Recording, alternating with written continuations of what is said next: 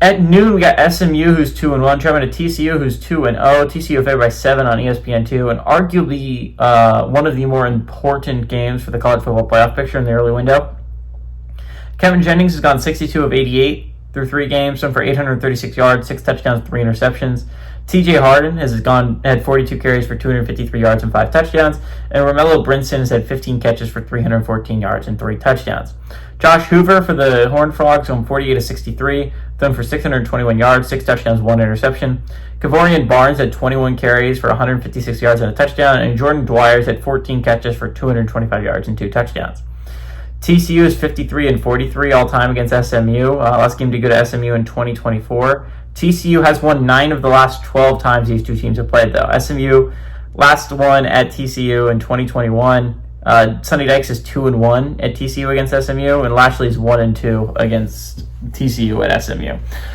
So again, massive game. We're talking about playoff stakes for both teams, right? TCU kind of needs this game to start 3-0. They don't have the hardest of Big 12 schedules when you're talking about contenders. I believe they only play Iowa State. That's the only one of the big 3 they play.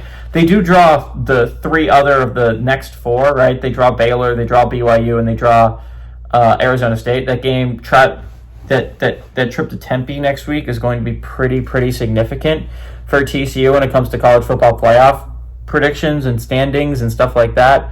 SMU kind of needs this one. Again, they still have games against Clemson on their schedule. They still have games against Miami on their schedule. They still have games against Louisville on their schedule.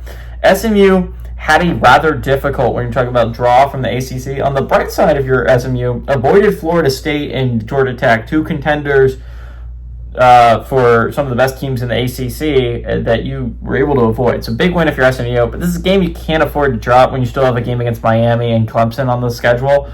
Not to mention a good Louisville squad. TCU is a game you can't afford to drop when you have 4 contenders in the Big 12 as well. You would love to go undefeated in your non-conference schedule if you're the Horned Frogs, and I think they will. I think Horned Frogs had basically 2 bye weeks to prep for this game. SMU struggled against Missouri State next week, so the Mustangs might not be as good of a team as we thought they were going to be at the beginning of the year.